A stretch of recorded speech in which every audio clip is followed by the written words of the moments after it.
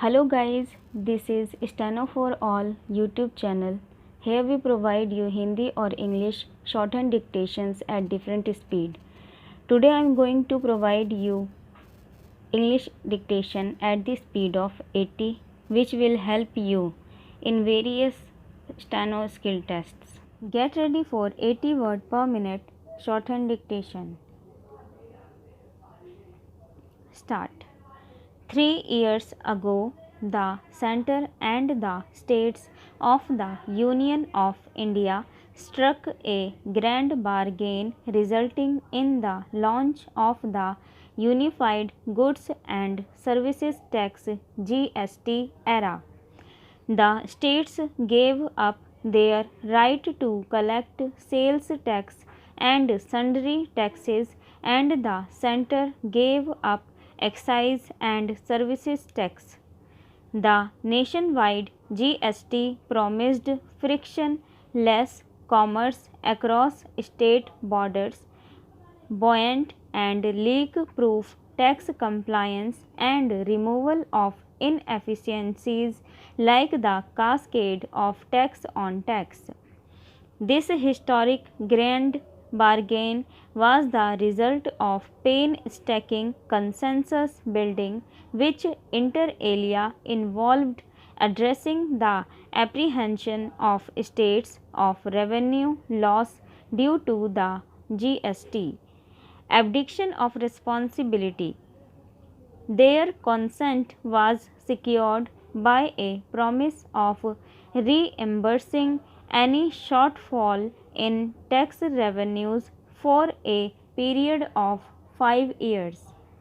This reimbursement was to be funded by a special cess called the GST compensation cess. The promised reimbursement was to fill the gap for an assured 14% year-on-year tax growth for 5 years, and it was generous to a fault. Neither the national aggregate nor any of the major states had this record for the previous 5 years.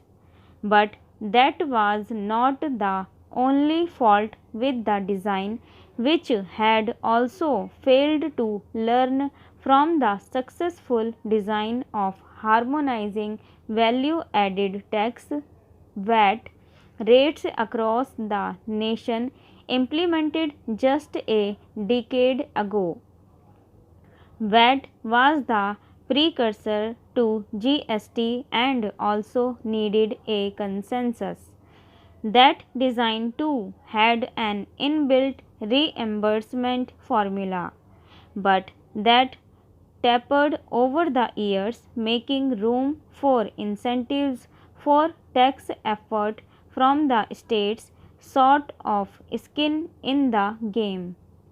As the economy battles a pandemic and recession, the tax collection has dropped significantly while expenditure needs are sharply higher, especially at the front line of the battle at the state level. But it seems that the states have been told that they are on their own to meet the shortfall in revenues. Using an equivalent of the force majeure clause in commercial contracts, the centre is abdicating its responsibility of making up for the shortfall in 14% growth in GST revenues to the states. The onus is on the centre. This is wrong on many counts. First, the states do not have recourse to multiple options that the centre has, such as issue of a sovereign bond in dollars or rupees, or a loan against public sector unit shares from the Reserve Bank of India. Second, the centre can anyway command much lower rates of borrowing from the markets as compared to the states. Third, in terms of aggregate public sector borrowing, it does not matter for the debt markets nor the rating agencies whether it is the states or the center that is increasing their indebtedness. Fourth, fighting this recession through increased fiscal stimulus is basically the job of macroeconomic stabilization, which is the center's domain. Fifth, and most importantly, breaking this important promise using the alibi of the COVID 19 pandemic causes a serious dent in the trust built up between the center and states. Cooperative federalism is in the nature of a repeated game between the two entities, and every action must think of the future consequences, not just the immediate ones. Will it not weaken the foundation of trust? Kautilya too would have advised the sovereign against reneging on the promised ballot, as fulfilling the obligation helps build trust with sub-sovereigns. The Australian example. The issue of GST compensation to the states is just the latest in the bumpy 3-year journey of the new tax design. It is clear that the design needs a radical overhaul. Just tinkering with the compensation mechanism or frequently changing rate slabs or pushing more goods in the sin tax cess category to earn revenue that is not shareable with the states is not the way forward. What we instead need is a grand bargain 2.0 between the sovereign and the sub-sovereign entities. What would this be based upon? We have to go back to first principles. GST is a destination based consumption tax which must include all goods and services with very few exceptions, such as food and medicine.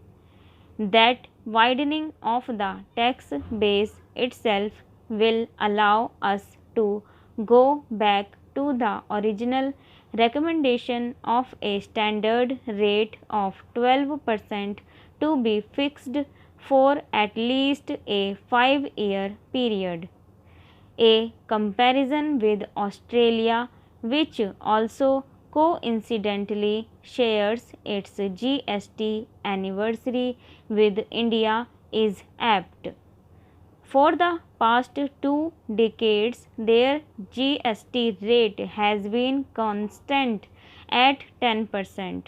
Of course, India's single rate of 12% has to cover petrol, diesel, electricity, transport, and real estate as well. Some extra elbow room for the states' revenue autonomy is obtained by allowing the states non-weightable surcharges on a small list of sin goods such as liquor, tobacco, polluting goods such as sport utility vehicles, and industrial fuels such as diesel, aviation turbine fuel, and coal. A low moderate single rate of 12%